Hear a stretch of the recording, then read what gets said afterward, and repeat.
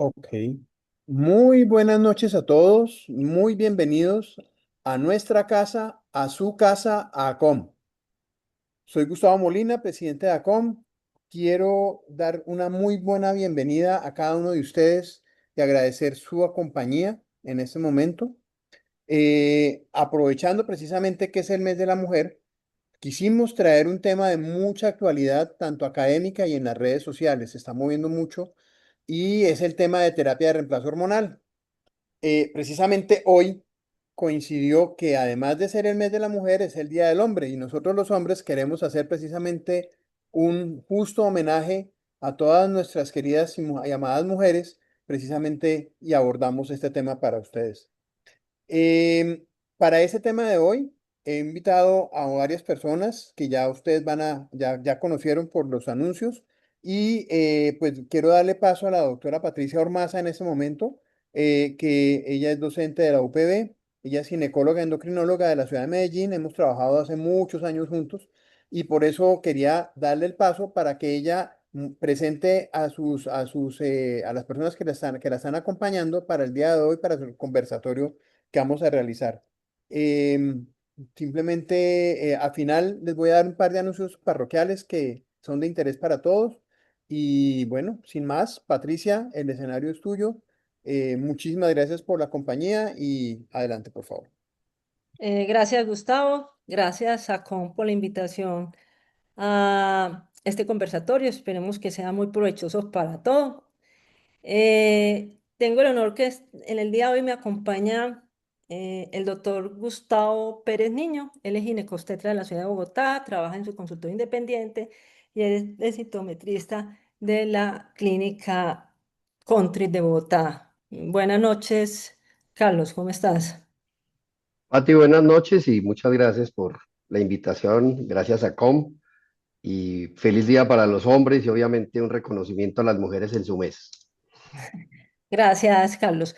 Bueno, y voy a presentar a nuestra invitada especial que nos va a dar la charla del día de hoy, que va a estar súper interesante, ¿sí? De pronto para que nos recuerde muchos conceptos. Ella nos va a hablar del reto de la terapia hormonal en la salud musculoesquelética de la mujer, sobre todo durante la transición menopáusica, que, como sabemos, es un tema que está muy de moda.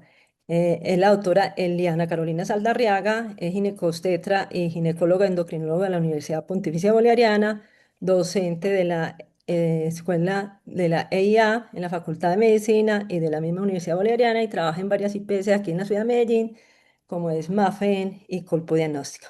Bienvenida, Eliana, y todo tu atención, toda la atención de todos nosotros en tu charla. Muchas gracias por la aceptación a participar en esto. Muchas gracias, doctora. Muy buenas noches para todos. Pues para mí es todo un halago que me hayan invitado a esta reunión. Yo voy a compartir por aquí unos conceptos. Esto va a ser rápido y es... Ay, se me perdió la charla.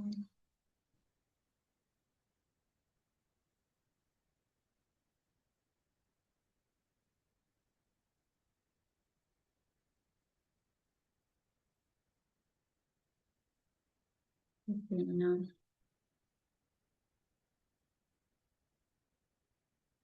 Decime ahora.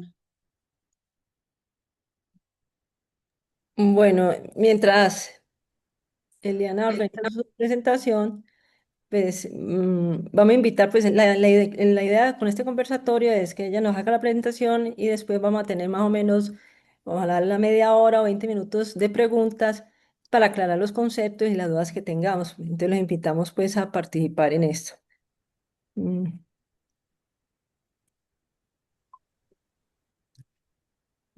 Hola. De compartir. Creo que aquí sí. ay, Me, no, sí, está, sí, sí, sí, ya está. Te me, falta ahora. ponerlo en presentación. Muy bien, Aquí. sí, ahí está bien.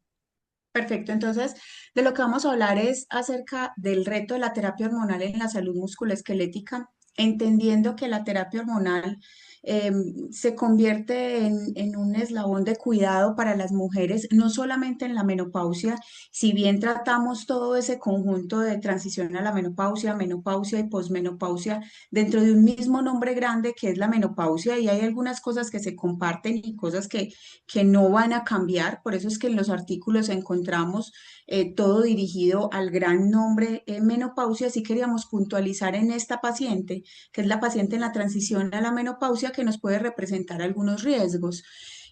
Lo primero es que vamos a entender qué es la transición a la menopausia, que a veces nos enredamos un poquito, qué impacto tiene en el hueso y en el músculo, porque podemos tener muy claro el impacto del el hueso y el músculo en la paciente que ya está en la posmenopausia, pero quizás en la transición no está tan claro.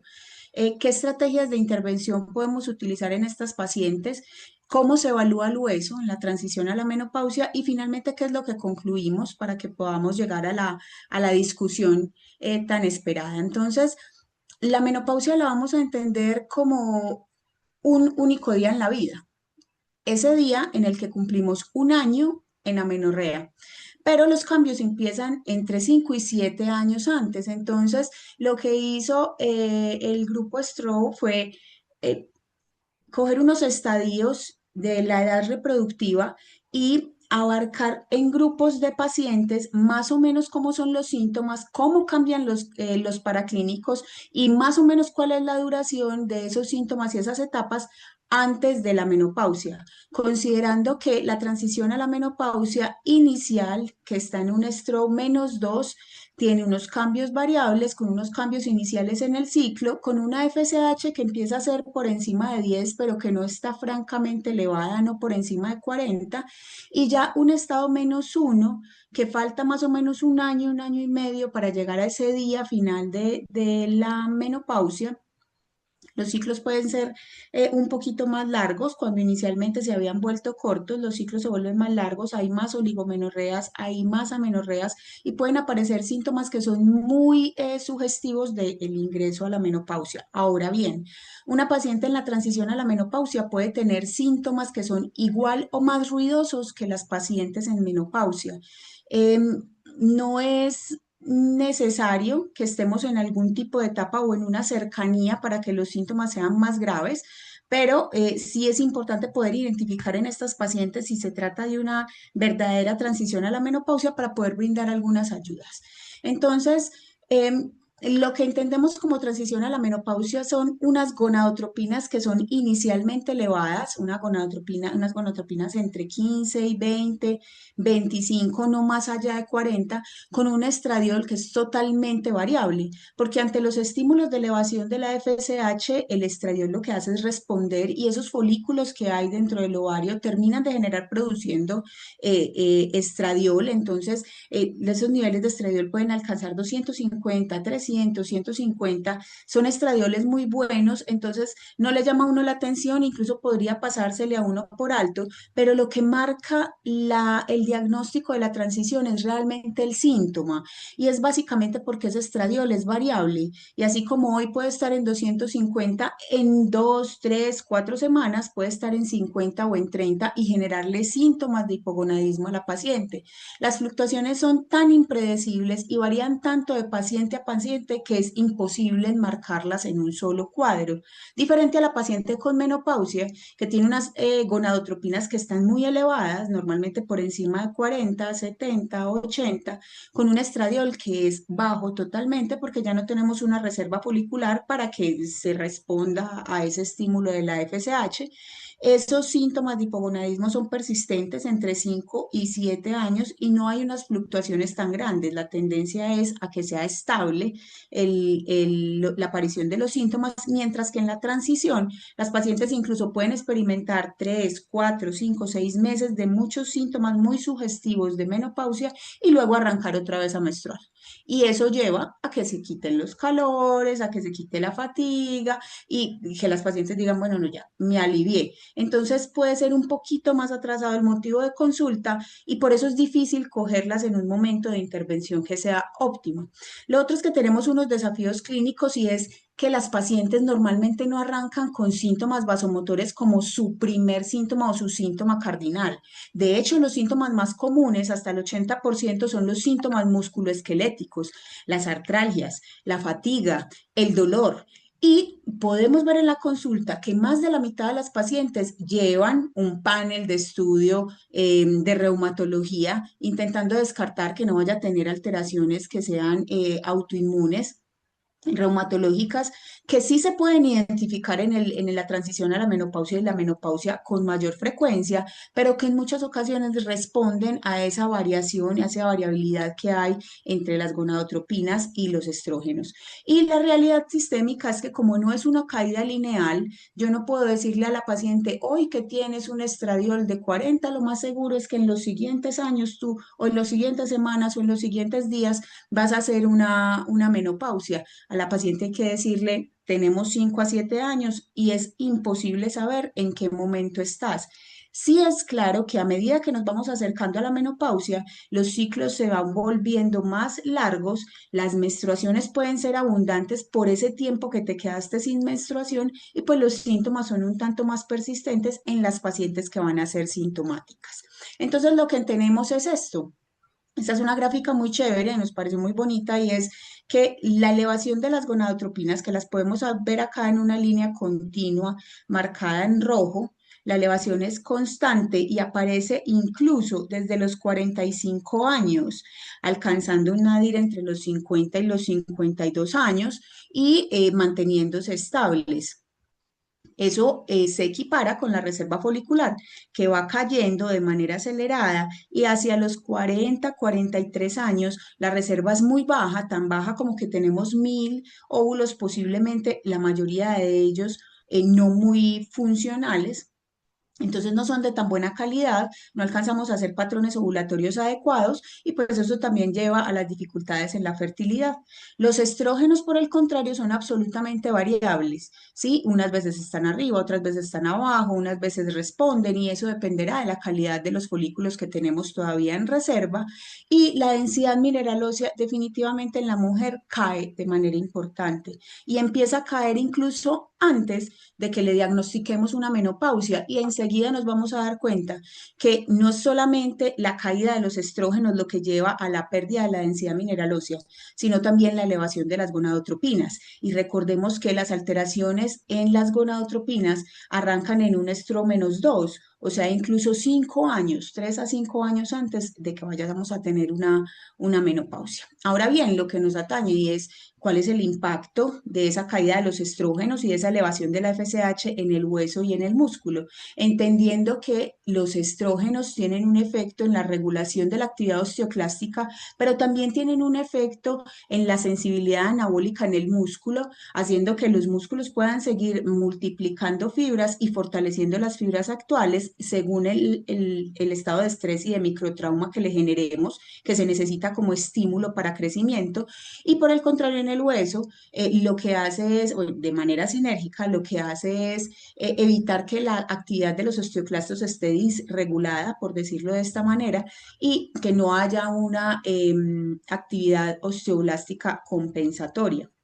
Y hasta ahora lo que teníamos era el paradigma clásico. El paradigma clásico es que tenemos una caída de los estrógenos, la osteoprotegerina es sensible a la producción estrogénica. Cuando caen los estrógenos, cae la osteoprotegerina, se genera un microambiente inflamatorio, un aumento de las citoquinas proinflamatorias, interleuquina 1, 6, factor de necrosis tumoral alfa, y eso lleva como resultado un aumento del rank ligando libre, que lo que hace es permitir que haya una supervivencia e hiperactividad en el osteoclasto. Entonces el osteoclasto está todo el tiempo generando esa degradación ósea sin que se logre compensar el crecimiento estructural por la producción de las células de crecimiento óseo.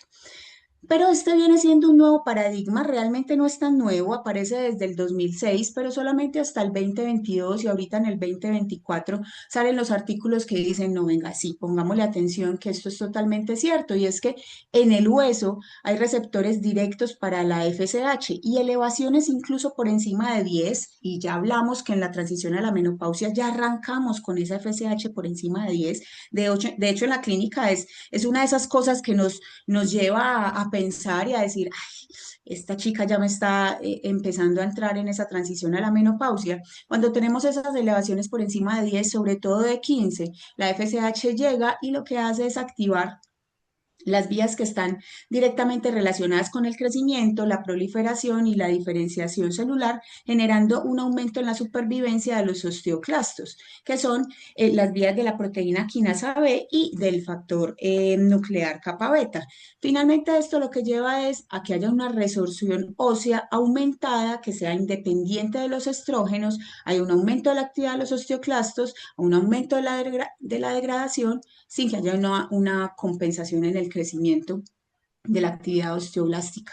Entonces, sabiendo eso, hay estudios en la actualidad dirigidos no solamente para hueso, de hecho, porque se dieron cuenta también que la elevación de la FSH también puede tener algún papel en el deterioro cognitivo, y haciendo muestras o pruebas en ratones con anticuerpos que pudieran bloquear la llegada de la FSH a estos puntos, pudiera disminuirse el efecto y de esa manera disminuir o retrasar la pérdida ósea que va a tener la paciente, sobre todo en transición a la menopausia, entendiendo que la paciente que ya tiene caída de los estrógenos posiblemente ya está muy sintomática y no la vamos a encontrar en la consulta porque ya tiene una menorrea de más de un año, porque ya está muy sintomática, mientras que las elevaciones iniciales de la FSH que arrancan años antes, los síntomas pueden ser un tanto más bizarros, las pacientes las pueden pasar por alto y se nos está perdiendo una ventana de oportunidad de intervención y tratamiento en aquellas pacientes. Entonces, lo que tenemos en la actualidad es un modelo unificado, un ataque sinérgico en la perimenopausia que arranca incluso desde las etapas -2 y -1, 5 a 7 años antes, indicando que el nuevo paradigma dicta que la elevación inicial de la FSH lo que hace es afectar directamente el osteoclasto, mientras que la vía del déficit del estradiol lo que hace es afectar de manera indirecta porque cae la osteoprotegerina y afecta el RAS ligando. Hay varios estudios acerca de este nuevo concepto de la FSH en el hueso, cada vez habrá más, este es del 2024, y lo que demuestra es que hay una asociación significativa de la densidad mineral ósea que está disminuida en aquellas pacientes, sobre todo aquellas que alcanzan los terciles más altos de FSH, todo con respuesta estadísticamente significativa. En este estudio en particular, con mayor afectación en el cuello femoral y en la cadera total, que fue específicamente lo que vieron, llama la atención porque la paciente que tiene alteración del hueso en la menopausia inicialmente afecta con mayor frecuencia el hueso de la vértebra, ¿cierto? Pero en estas pacientes la disminución en la densidad mineral ósea en cuello femoral y en la cadera total fue estadísticamente significativa y las FSH oscilaban entre 30, 50 y 60 y en todas se encontraba con una P significativa una disminución de la densidad mineral. ¿Qué tenemos entonces hasta ahora? Que la caída de los estrógenos nos afecta, que la elevación de la FSH nos afecta, pero también hay una afectación de la microarquitectura. Entonces, esto es un factor de riesgo independiente para generar fracturas y la paciente que está en transición a la menopausia finalmente se vuelve un target y un grupo específico en quien si podemos dar una terapia hormonal pudiéramos disminuir un riesgo de fractura. El peligro de los primeros 12 a 24 meses radica en que entre esos primeros 12 a 24 meses de la elevación de la FSH y de la caída de los estrógenos es donde hacemos el punto de declive más grande. La pérdida normalmente es entre 2.2 y 2.5 por año, pero hay algunas pacientes que pueden ir entre 1.5 y hasta 5.5 por año en esos primeros 2 a 5 años de la transición a la menopausia, en el momento en el que empiezan a caer los estrógenos y empiezan a aumentar la progesterona. Diría uno, bueno, empieza a aumentar la pérdida ósea. Diría uno, bueno, pero si yo tengo una elevación de la FSH y esa elevación de la FSH nos va a dar unos aumentos transitorios del estradiol, eso no compensa y no debería haber una caída tan marcada. Y la respuesta es no. La sola elevación de la FSH independiente de la respuesta de los estrógenos por sí sola ya lleva a una caída de la densidad mineral ósea y eso lo podemos ver aquí de manera comparativa con los hombres y que feliz día del hombre en su día, que son un tanto más beneficiados por la naturaleza fortaleza con respecto a su huesito. Ellos tienen una caída que es un poquito más estable en el tiempo, mientras que las mujeres tenemos una caída mayor dentro de esos primeros 12 a 24 meses de elevación de la FSH. Entonces, lo que les decía era, la pérdida arranca mucho antes. En la columna lumbar la pérdida va a ser de aproximadamente 5,6% dentro de esos primeros 5 años y en la cadera el promedio va a ser de alrededor de 2,9 dentro de esos primeros 5 años. Pero hay algunas pacientes que por otros factores de riesgo que ya miraremos con el FRAX pudieran tener unas pérdidas mayores y de esa manera pues deberían ser evaluadas de manera distinta. Con respecto al músculo y la sinergia que hay con el hueso, este quizás es un tema que ha venido ganando mucha fuerza porque no solamente las pacientes se benefician de la actividad física en combinación con la terapia hormonal, sino que también el crecimiento del músculo les puede generar beneficios en muchos otros sistemas, que eso se nos escapa de la charla, pero en la parte particular como con respecto al hueso, la verdad es que sí tienen un efecto que es muy de unión y nos pudiera cambiar mucho el panorama en aquellas pacientes cuyo ejercicio está dedicado al aumento en la musculación. El músculo envejece, sí, claro, no solamente por los cambios hormonales, la caída de los estrógenos, la elevación de la FSH, sino también por la activación de todas las vías inflamatorias de las que hablábamos ahorita, por el aumento de todas las citoquinas proinflamatorias, por el aumento de la apoptosis y la pérdida de las fibras musculares y la alteración de la función mitocondrial, sobre todo en aquellas pacientes que no realizan actividad física. Básicamente porque el estradiol es el que está estimulando todo el tiempo las células satélite musculares, que son aquellas que llegan una vez uno ejerce un microtrauma en el músculo, generando el crecimiento y la proliferación. Si no tenemos estrógenos, esa respuesta se vuelve muy lenta para las células satélite, se pierde una gran cantidad de células satélite que lleguen al punto del microtrauma, entonces no hay regeneración, sino que hay fibrosis y eso asociado a una disminución en el consumo de proteínas que pasa en todas las pacientes en transición a la menopausia, porque lo que hacemos es un cambio de proteína a volvernos a virar un poquito más como a la grasa, al dulce, incluso los patrones de alimentación nos cambian, entonces las pacientes ya no están comiendo de día, pueden hacer incluso ayunos de todo el día y en la noche pues finalmente van a querer comerse la alacena, lo que es de dispendio rápido, no es específicamente una ensalada y todo aquello se va a acumular dentro de ese espacio en donde han habido fibras musculares que terminan en apoptosis. Entonces va a haber una mayor resistencia en la absorción, va a haber una mayor resistencia a la insulina y va a terminar generando una inflamación crónica que va a llevar a mayor muerte de fibras musculares. Esto es lo que conocemos como la cascada de la sarcopenia por edad en la mujer en transición en menopausia, que la va a llevar a una afectación del equilibrio, a más sedentarismo, a más caídas, a más traumas, a discapacidad, a dependencia y finalmente a enfermedad y muerte.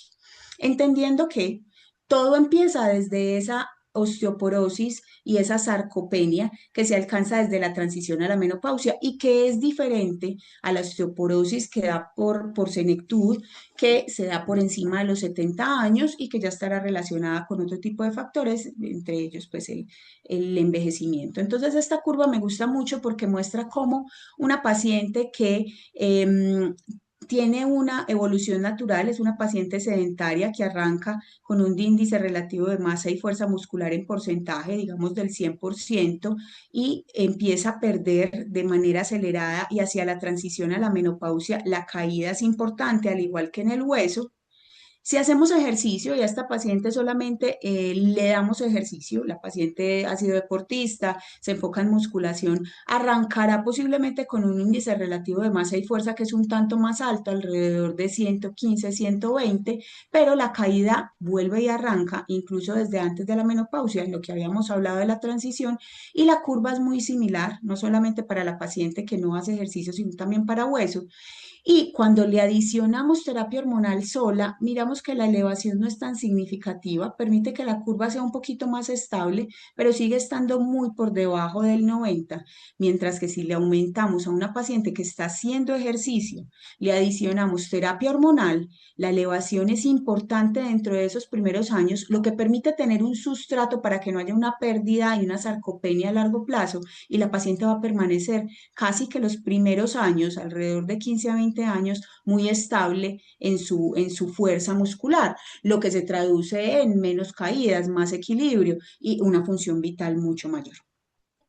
Entonces ya no estamos hablando del hueso afectado en la transición a la menopausia y del músculo afectado, sino que esto es una unidad músculo-hueso, y así deberíamos decírselo a las pacientes. Finalmente, la caída de los estrógenos y la elevación de la FSH que llevan a esa elevación de la cascada inflamatoria generan una amenaza dual, no solamente para el hueso, sino también para el músculo.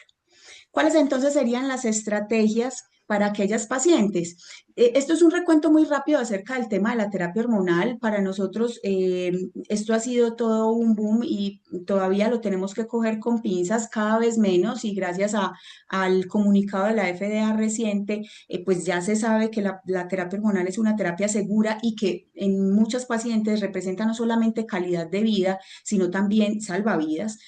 Todo esto arranca desde 1950, cuando arrancan los primeros estrógenos que eran equinos. En el 75 se vuelven muy populares, pero las pacientes empiezan a tomar estrógenos solos, no en combinación con progestinas, y empieza a aparecer un montón de cáncer de endometrio. Entonces incluyen el ingreso de progestinas a los estudios. Entonces aparecen el PEPI y el HERS, que lo que querían ver era si con la combinación de estrógenos conjugados más la medroxiprogesterona, pues no solamente no daba cáncer de endometrio y mejoraban los síntomas vasomotores, sino que también no tuviera ningún impacto como en enfermedad cardiocerebrovascular.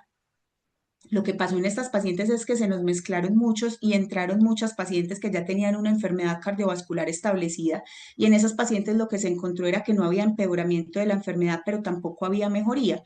Y finalmente llega el WHI, que es quizás el estudio más nombrado, el más polémico, al que le hemos dado más vueltas, un estudio que finalmente tuvo una corte muy grande con pacientes con una heterogeneidad importante en edad y en morbilidad, y el estudio tuvo que ser suspendido por un aumento en los riesgos tromboembólicos y un aumento en los riesgos de aparición de neoplasias. Pero hacia los 10, 12 años dijeron los científicos, bueno, no, pero vamos a darle la vuelta a este estudio. Esta es una corte muy grande, hay que aprovecharla. Hay unos estudios menores que nos han mostrado que la terapia hormonal puede tener algunos beneficios, sobre todo en hueso, en síntomas vasomotores, incluso en enfermedad cardiovascular. Entonces, separemos a estas pacientes por cohortes, y de ahí es donde vienen los estudios KIPS Elite y el estudio de los daneses, que lo que hace es entregarle a las pacientes unas terapias que ya no son las terapias convencionales, estrógenos conjugados y medroxiprogesterona, sino que empezamos a utilizar las terapias transdérmicas y el uso de progesterona micronizada, y nos pudimos dar cuenta que existe lo que llamamos en la actualidad la hipótesis del tiempo. La hipótesis del tiempo lo que enmarca es que existe un grupo de pacientes que se beneficia de la terapia, sí, pero son aquellas pacientes que son jóvenes, que están sanas y que llevan muy poco desde el momento en el que hacen la menopausia, dentro de esos primeros 10 años después de inicio de menopausia, y en pacientes menores de 60 años, en caso tal que no tengamos como la fecha exacta de la menopausia. Aquí podemos ver entonces cómo la terapia hormonal cae en desuso después del WHI, incluso hasta hace muy poco, 2019, 2020, teníamos muchos colegas que tenían temor a enviar la terapia hormonal, pues por la parte ética, pero también entendiendo que las pacientes pudieran no beneficiarse de la terapia. Pero en la actualidad, reevaluando el WHI, nos hemos dado cuenta que a todas las pacientes les sirve en beneficios urogenitales y vasomotores, pero cuando además le adicionamos a eso la ventana de oportunidad de esos 10 años y de esos... de estar menos por debajo de los 60 años, hay una disminución importante de casi la mitad en la muerte por causa cardiovascular, 30% en mortalidad general y 28% en coronariopatía. Pero adicional a eso, se vio una reducción de la fractura de cadera con terapia combinada con un hazard ratio que es de 0,66, es de alrededor de menos 33%, y con estrógenos solos de 0,61, alrededor del 36%, con una reducción de fractura total que equipara más o menos esos valores entre 33 y 36%. Y es quizás esta la evidencia más fuerte acerca de que la terapia hormonal nos cuida el hueso, ¿sí? En aquellas pacientes que son seleccionadas. Dentro de esa ventana de oportunidad de la que hablamos, en donde no solamente mejora el perfil de ganancia en la densidad mineral ósea, mejora la disminución del riesgo de fracturas, sino que también disminuye las afecciones cardiovasculares y posiblemente mejore el tiempo de alargamiento de los síntomas en estas pacientes, mejorando la calidad de vida. Entonces, la NAMS y el NICE sacan en el 2022 y 2023 sus estatutos y determinan que las pacientes que son candidatas a terapia hormonal son aquellas que tienen síntomas vasomotores, que tienen síndrome urogenital, las que tienen un hipoestrogenismo prematuro, que eso no está discutido, una insuficiencia ovárica antes de, y las pacientes en la prevención de la pérdida ósea por la disminución del riesgo de fracturas, que es quizás lo que nos atañe hoy. Ahora, ¿cuáles son las matrices estratégicas farmacológicas para estas pacientes? Si lo que tenemos es estrógenos en vía transdérmica, en vía oral, y tenemos tibolona, que es un muy buen combinado, ¿cuál de las tres deberíamos usar? Realmente, para eficacia ósea, las tres tienen un muy buen perfil, todas son de buena eficacia antirresortiva, mejorando la osteoprotegerina, disminuyendo la actividad osteoclástica, previniendo las fracturas, pero cada una tiene sus aristas. Entonces, la terapia oral con respecto al riesgo basal podría tener un incremento ligero de tromboembolismo. La tibolona no se le debería dar a pacientes mayores de 60 años porque podría generar mayor tromboembolismo. Y la terapia transdérmica, que es más neutral en el riesgo tromboembólico, el perfil es realmente de seguridad, a algunas pacientes no les gusta tanto. Y es porque la vía transdérmica hace que tengamos que utilizar una vía oral o una vía vaginal para la protección endometrial en aquellas pacientes que tienen útero. Sin embargo, si lo vemos a grandes rasgos y lo que queremos es seleccionar el fármaco que sea el escudo ideal para todas las pacientes, será la terapia transdérmica. Pero recordar que en aquellas pacientes jóvenes que están sanas, que su riesgo de tromboembolismo es bajo, pudiéramos empezar terapia oral si es lo que tenemos a disposición, sobre todo porque viene en unas buenas combinaciones de estrógenos y progesterona, y pudiéramos utilizar tibolona, que tiene un perfil chévere para algunas pacientes, sobre todo aquellas que manifiestan más mastalgia y disminución de la libido, del deseo sexual como síntoma cardinal en la transición a la menopausia, pudiéramos utilizarla, pero si vamos a hablar como del ideal sería el transdérmico. Lo que les decía ahorita, y es la prevención primaria de las fracturas, se vio en el WHI, es el estudio más robusto, pero también en el estudio de los daneses, el inicio temprano de la terapia hormonal mantiene la masa ósea sin aumentar la mortalidad. Entonces,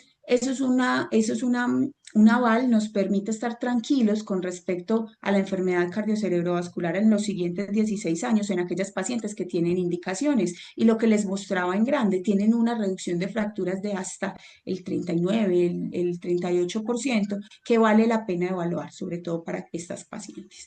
Entonces, ¿hasta cuándo debería ser la terapia? Que es el otro motivo de consulta. Y en esto sí queríamos traer como a colación al doctor Fabio Sánchez, que nos enseñó, le enseñó a mi maestra y mentora, la doctora Ormaza, y ella a su vez a mí, que la terapia hormonal será hasta la siguiente consulta, señora. Es decir, estas pacientes se deberían revisar como mínimo cada 6 meses en un principio. Inicialmente, si las pacientes son jóvenes, son sanas, pudiera ser un control anual, pero cuando van atravesando los 65, los 66 años, el control debería ser trimestral o semestral para identificar el riesgo, porque los riesgos son cambiantes en las pacientes. Y si en algún momento aparece una contraindicación que sea absoluta, a estas pacientes hay que desmontarle la terapia hormonal.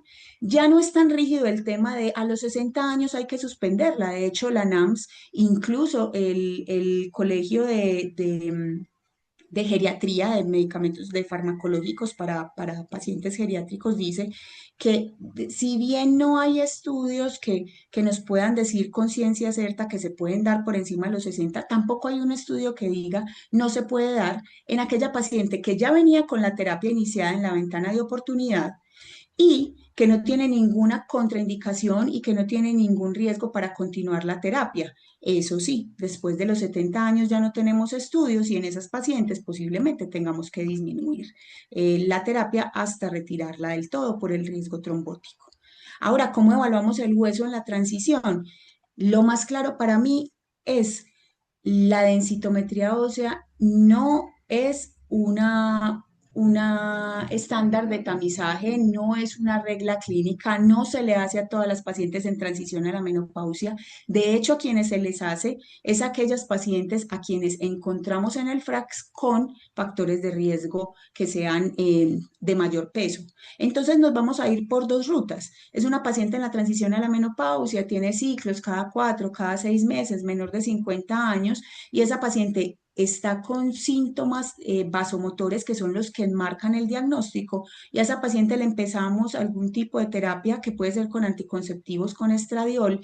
Esa paciente no va a necesitar una densitometría basal, porque finalmente tiene un hueso y un músculo que están protegidos. Pero si por el contrario la paciente hace una transición, elige no tomar terapia hormonal, está totalmente asintomática, pero tiene alguno de los criterios mayores si le aplicamos el FRAX, como el uso de glucocorticoides, una fractura familiar previa en una paciente joven, una insuficiencia ovárica prematura, que ya no sería una transición a la menopausia, sino este factor específico de insuficiencia ovárica prematura. Estas pacientes deberían ir a densitometría y a tratamiento si encontramos una densidad mineral ósea que sea profunda. Ya en las pacientes con riesgo intermedio se les puede mandar una densitometría que nos serviría como base, se le puede enviar la terapia hormonal y cada 5 años se puede reevaluar nuevamente la paciente dependiendo de si han cambiado o no los factores de riesgo. Y en los riesgos bajos no se debe ordenar porque no tiene ningún beneficio y lo que vamos a hacer es angustiar a la paciente y la vamos a preocupar. Exactamente es esto. Tenemos una paciente menor de 50 años. En el paso 1 lo que hacemos es una identificación del riesgo y definitivamente no se hace un diagnóstico por un T-score, se hace por un Z-score. Para la paciente ajustado a su edad, y cuando estamos por debajo de -2 en un Z-score, lo que decimos es que la paciente tiene una baja densidad mineral ósea y esa paciente puede beneficiarse del tratamiento con terapia hormonal. Con respecto a las terapias en general, pues entonces a las pacientes hay que decirles, haga ejercicio, coma bien, esté tranquila, porque ustedes ya entenderán que la consulta de la terapia de la transición a la menopausia es una consulta muy angustiante. Las pacientes llegan con muchas inquietudes, llegan con muchas dudas, quieren tomar de todo. Yo tengo pacientes que llegan tomando 14, 15 suplementos, me tomo 3 por la mañana, 3 al mediodía, porque finalmente lo que quieren es regresar a la paciente que eran hace 5 o hace 10 años, y de pronto lo que necesitan encontrar en la consulta es la calma de poder decir, estamos atravesando un proceso y lo que necesitamos es que nos enfoquemos en el proceso, en la terapia, en la actividad física y en la alimentación. Algunas pacientes requerirán una terapia y un acompañamiento terapéutico psicológico. Yo personalmente lo recomiendo bastante, sobre todo por esas ideas de querer ser la paciente que era anteriormente, porque esas autoexigencias van a llevarlas a hacer posiblemente cosas con respecto a la terapia y con la actividad física que pueden ser contraproducentes. Y definitivamente hay que ser muy enfático en el tema del ejercicio. Ya vimos el tema de la sinergia de la terapia hormonal y el ejercicio, que puede mejorar hasta en un 40%, o sea, disminuir en un 40% la prevalencia de sarcopenia en estas pacientes. Estos estudios vienen desde el 2020 e incluso en este año cambiaron las guías de prescripción del ejercicio en las pacientes, haciendo énfasis en musculación, y estas pacientes entre más jóvenes deberían hacer más musculación, alrededor de 200, 250 minutos de ejercicio enfocado en el estímulo del músculo, que no solamente la va a llevar a no perder fibra muscular, a mejorar la calidad ósea y también a mejorar la calidad de la piel, la calidad del sueño y posiblemente algunas condiciones neurológicas que también están por ahí estudiadas y que se nos escapan en estos momentos. Toda la actividad física que sea ordenada, consideramos que debe ser ordenada por una persona que sepa de medicina del deporte. Nosotros lastimosamente no nos educaron en esto y lo que vamos a llevar es a las pacientes de un 0 a 100, que las podemos llevar a que se lesionen y se fracturen, entonces debe ser acompañado por una persona que sepa cómo son los ejercicios progresivos en carga y en fuerza sin alterar la mecánica, para que la paciente mejore la resistencia, haga el estímulo muscular, los microtraumas que llamamos, y de esa manera la sinergia entre el músculo y el hueso la lleva a permanecer con una muy buena arquitectura. Con respecto a los suplementos, para todos es claro que el calcio y la vitamina D no son la solución. O sea, una paciente, alguna vez me preguntaron si yo no quiero tomar terapia hormonal solamente con el calcio y la vitamina D estoy lista. Y la verdad es que no, considerando que el calcio y la vitamina D son los sustratos y que la terapia hormonal viene siendo como el edificador, el que organiza estas estructuras como dentro del huesito, las pacientes deben tener claro que se debe consumir entre 700 y 1200 en la dieta, y si no somos tan buenos con la dieta, porque la verdad es que por encima de los 40 años a muchas pacientes les da intolerancia a los lácteos, entonces podemos migrarnos a algún tipo de calcio, carbonato o citrato. Ahí hay una discusión interesante, pero normalmente el citrato suele caer mejor. Y con respecto a la vitamina D, ojalá lleváramos a unos niveles que estén alrededor de 30 en aquellas pacientes que ya tienen una afectación ósea, con una dosis de mantenimiento entre 400 y 2000, con unos seguimientos que pueden ser anuales. Y esto con respecto al mito, y es, podemos tomarnos mucho calcio y podemos tomar mucha vitamina D, pero posiblemente en aquella paciente que se beneficia de terapia y no la toma, lo que va a terminar es generando otros efectos secundarios, como por ejemplo la litiasis renal, que aparece hasta en el 17% de los casos.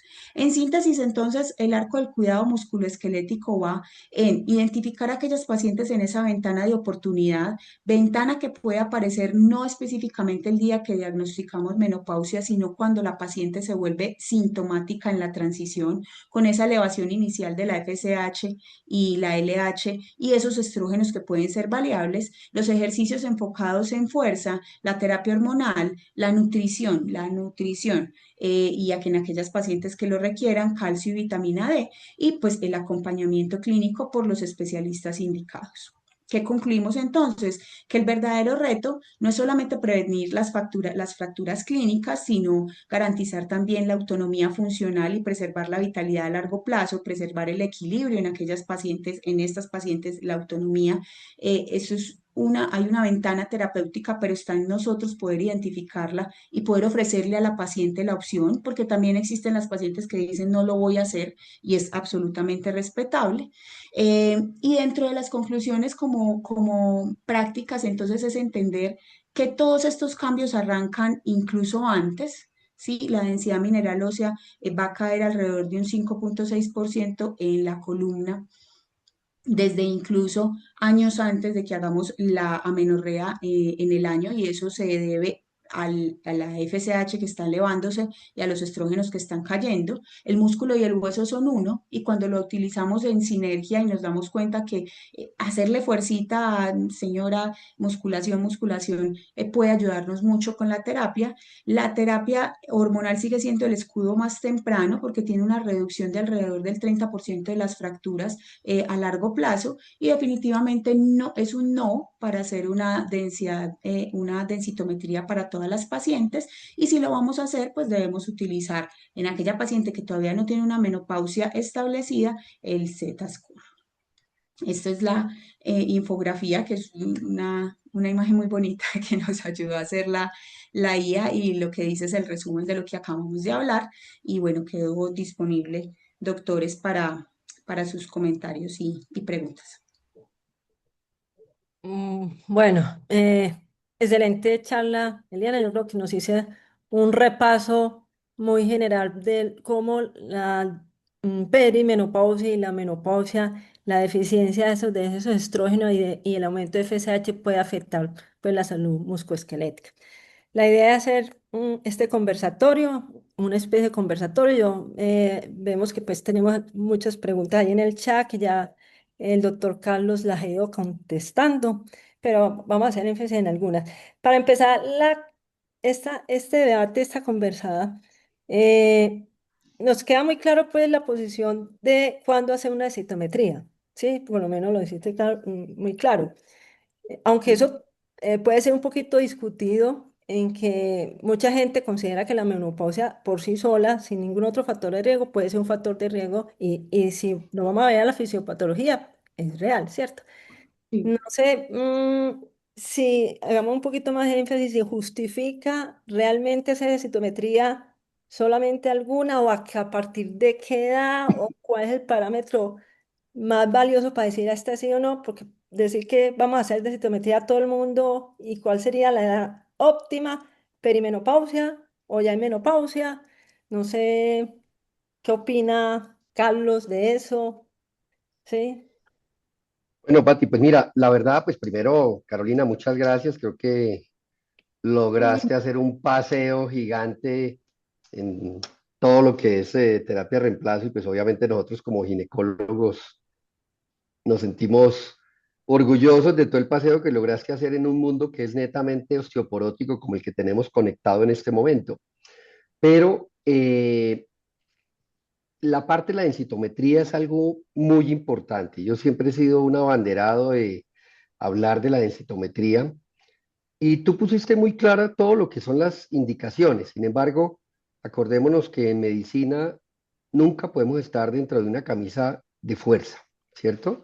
Siempre hay que mirar cada caso, siempre hay que mirar, ver qué factores de riesgo, como muy bien decías, Las guías son que, guías, finalmente. claro, exactamente, que si tú te vas al extremo, tú dices, ¿cuál es el principal factor de riesgo para solicitar una densitometría? Hipoestrogenismo, ¿sí? Que de acuerdo a eso le pediríamos a todas. Pero estamos de acuerdo que tenemos que mirar paciente por paciente. ¿Por qué? Porque todas las pacientes o todas las mujeres tienen que pasar por la etapa de la menopausia y a no todas les vamos a pedir. Entonces, mirar muy bien qué pacientes, que además de la menopausia es una paciente que fue en su vida una paciente con unos ciclos anovulatorios, que fue una modelo que andaba con un índice de masa corporal demasiado baja en su pico de masa ósea, que fue una paciente que recibió análogos de GnRH durante mucho tiempo por una endometriosis.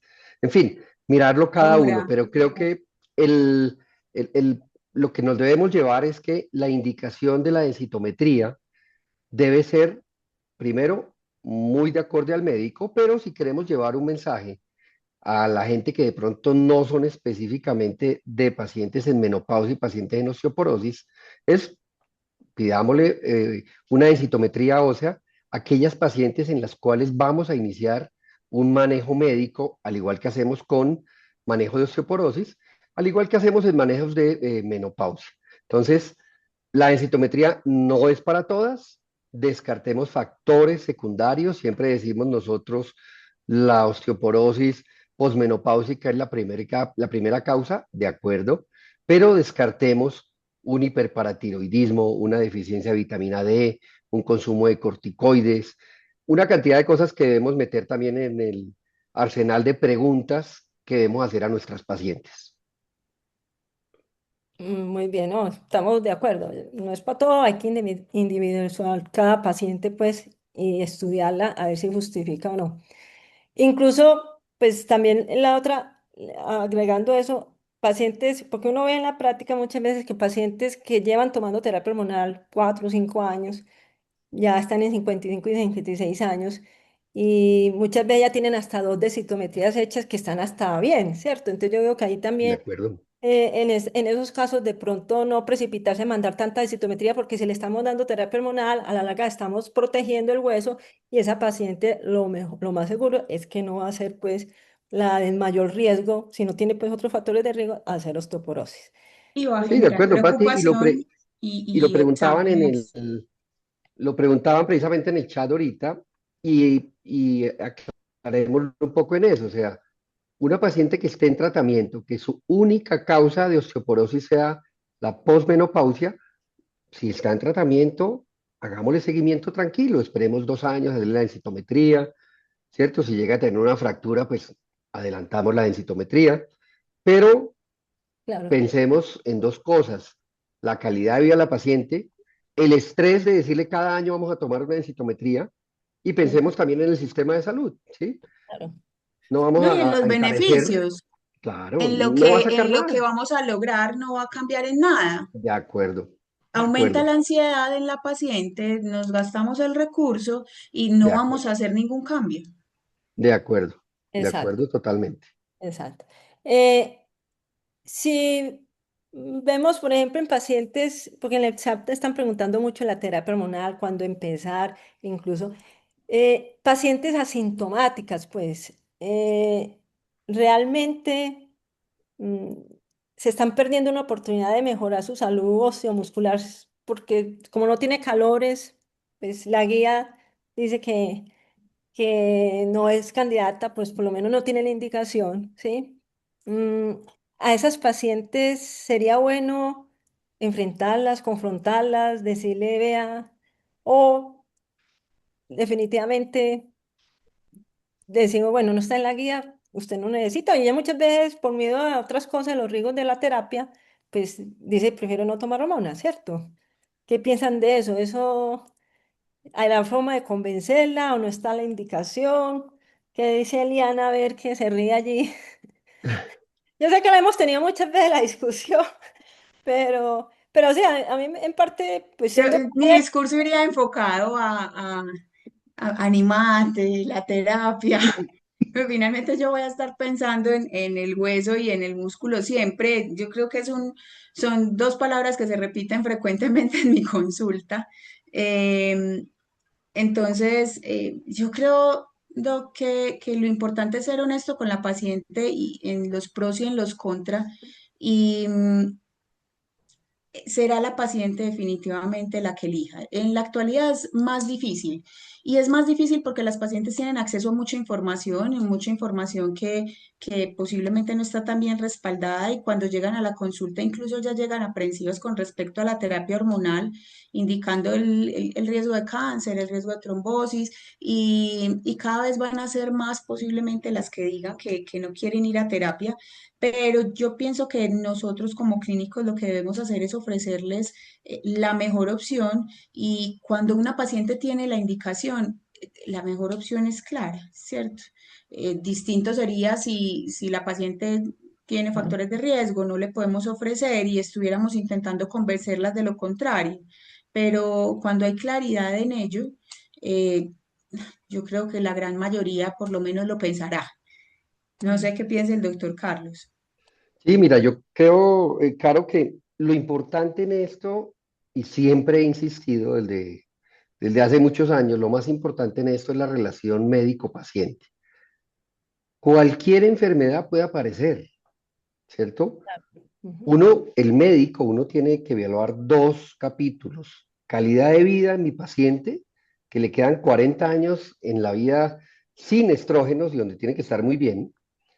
Pero yo como médico que sé qué es lo que está pasando en esa paciente, tengo que asegurarle que lo que le voy a dar no le va a hacer daño.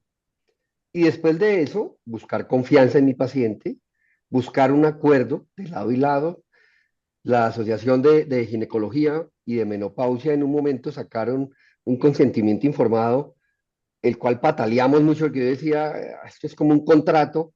Sí, a uno lo protege que no lo vayan a demandar después, pero más que eso es buscar la química entre médico y paciente. Y al final, decir uno, listo, mire, usted se va a mejorar de esto, esto y esto, y por favor, yo voy a estar pendiente de esto, pero no se me pierda, porque la paciente que le va muy bien, No se vuelve. va, ¿sí? Y como sí, muy bien lo mencionabas tú, ¿sí? Nuestro doctor decía, hasta la próxima consulta, pero si la próxima consulta nunca se da, entonces decir, claro. no se me pierda, por favor, porque es que cada año usted varía. Cada año tengo que mirar esa báscula de riesgo-beneficio, en donde el beneficio tiene que ser mayor que el riesgo. Y de acuerdo a eso, yo comenzar a jugar con las terapias, ¿cierto? Le subo, le bajo, le comienzo a suspender, le adiciono esto, una cantidad de cosas que van buscando calidad de vida. Mm, Internamente, ¿qué tengo que pensar en hueso? ¿Qué es lo que estamos hablando hoy? mm, Ojo, el hueso está perdiendo en este momento no solamente densidad mineral, está perdiendo también densidad muscular. Busquemos un poquitico que esta paciente no me haga una sarcopenia, busquemos cómo le mejoramos esa masa muscular, cómo su aporte nutricional me va a ayudar a que esta paciente tenga un aporte de calcio adicional que no me genere estreñimiento, que no me genere gastritis. Pero todo eso es la parte que uno de médico en seguridad tiene que comenzar a mirar, que no le genere, como bien decía Pati, de estrés, angustia a la paciente. No, yo creo que la confianza que uno le brinde a su paciente es la que le va a decir, vamos hacia adelante, caminemos en este mundo. Como yo siempre les digo a mis pacientes, a uno de chiquito lo llevaban a Disney y ni conocía que era Disney, pero uno iba feliz.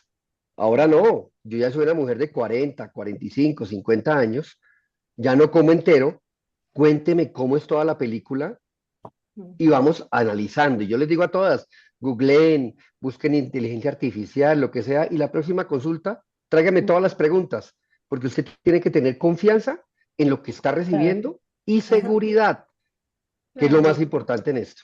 Bueno, aquí hay muchas preguntas, es imposible pues con el tiempo contestarlas. Ahí incluso, una de los principios incluso hablaron de hormonas bioidénticas, de que si sería bueno hacer un estudio a ver si las hormonas bioidénticas realmente puedan tener impacto, ahora que están tan de moda y que cada vez se van a poner más de moda. Claro.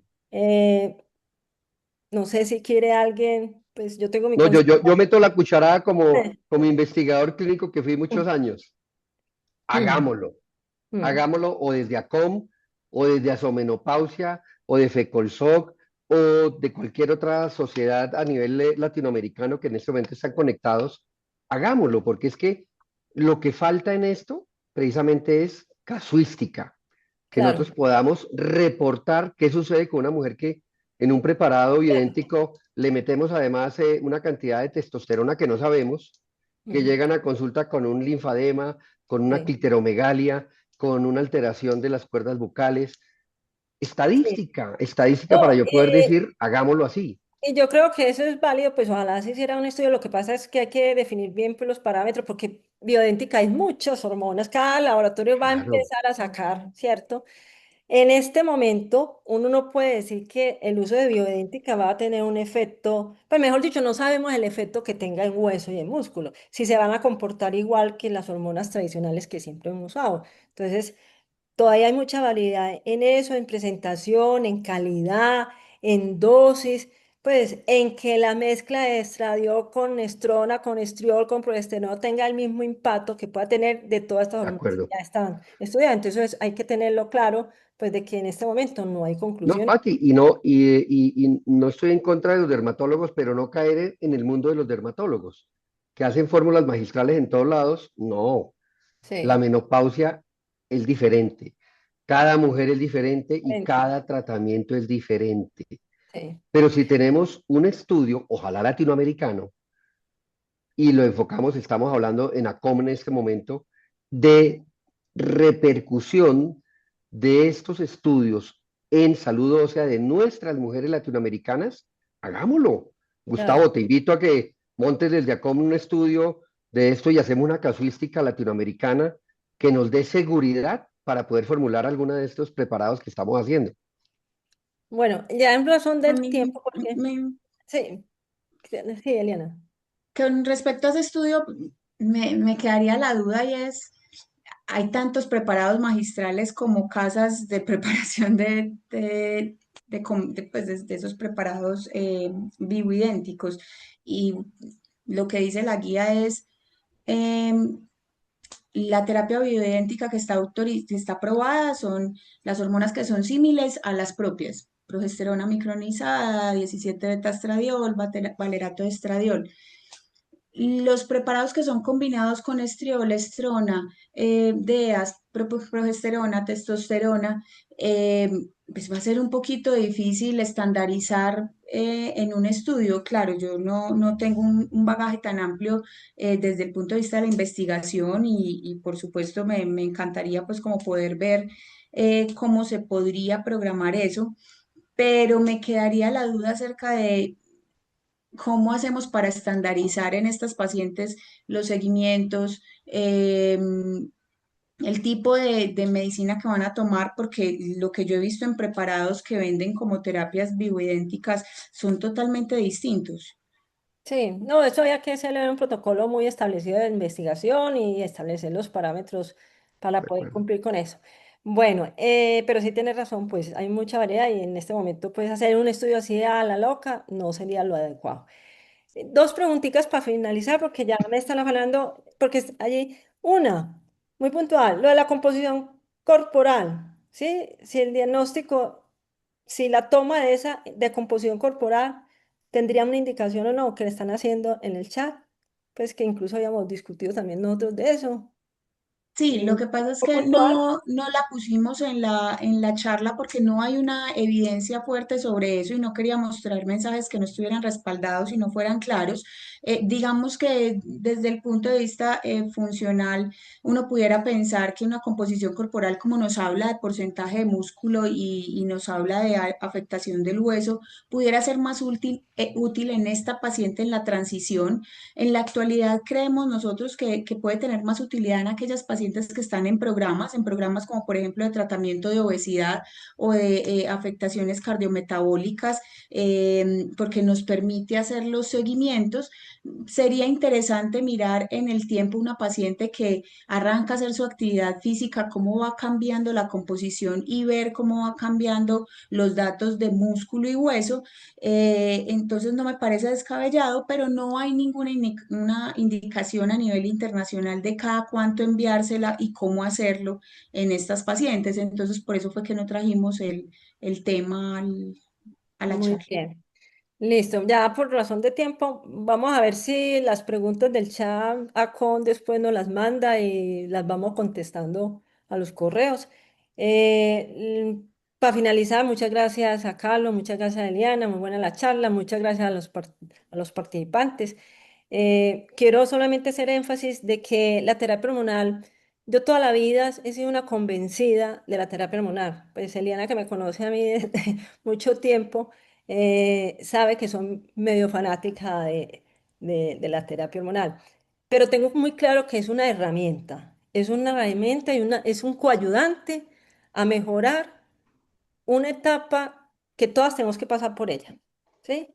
Y es un coayudante y una herramienta que nos ayuda a que esa etapa sea menos dura, con muchas cosas a favor más que en contra, en mi opinión, ¿cierto? Total, sí. Entonces, yo invito a todo el gremio médico a que participen en todas estas charlas, a que vean, yo sé que que la terapia hormonal ahora se va a poner hasta muy de moda por la levantada del veto pues, que tenemos y ya lo estamos viendo, desde hasta muy temprana edad ya están preguntando por hormonas.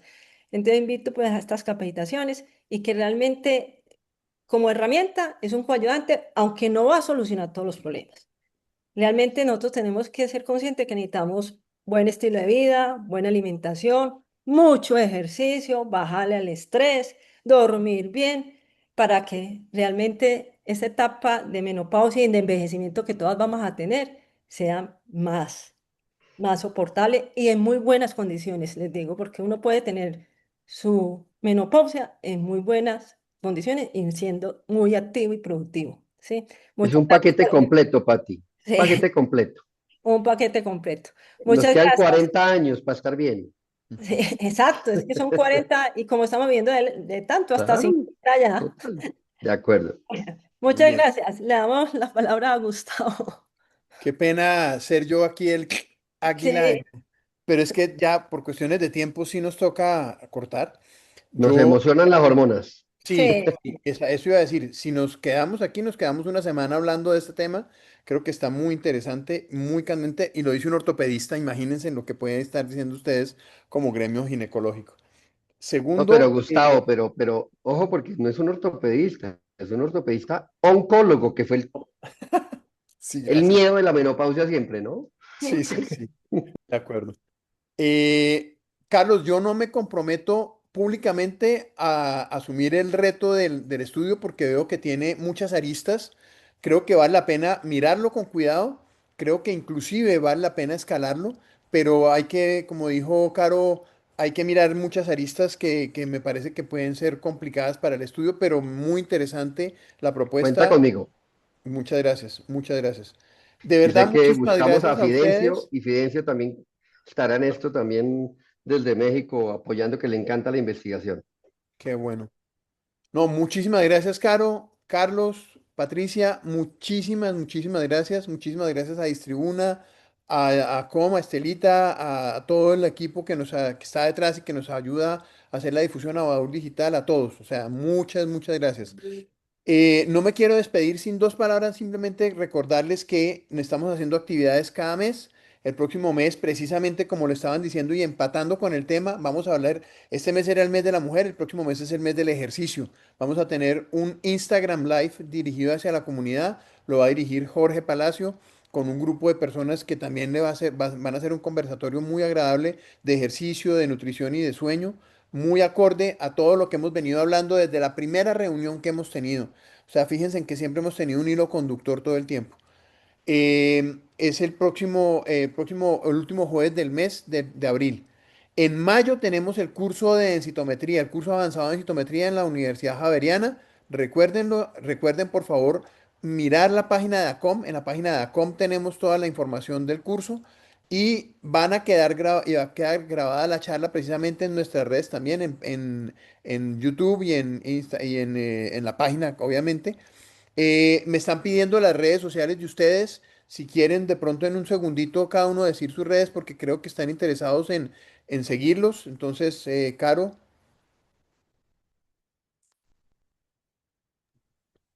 Caro, El micrófono. Yo me encuentro como tu gine contigo en Instagram. ok. Carlos, ¿no tienes micrófono? Carlos Pérez N64 en Perfecto. Instagram. Perfecto. ¿Y Patricia? ¿No tienes micrófono? No, yo la verdad no tengo Instagram en este momento. Ni nada. Usted sabe que los viejitos ya somos más. Perfecto, perfecto. Gracias. Gracias. Muy bien, muchísimas gracias. Muchas Pero gracias a con todos. mucho gusto a la orden, cualquier cosa. El correo está dispuesto también. Ajá, perfecto. Ok, Patricia Ormaza, endocrino@gmail.com. perfecto. Patricia Ormaza, endocrino@gmail.com. Allí contesto Perfecto. todo. Ujú. Muchas gracias. Ok, buena noche a todos. Los esperamos en las próximas actividades y muy bienvenidos, como les dije, a su casa, a nuestra casa, a COM. Chao. Muchas gracias. Chao. Muchas gracias. Chao.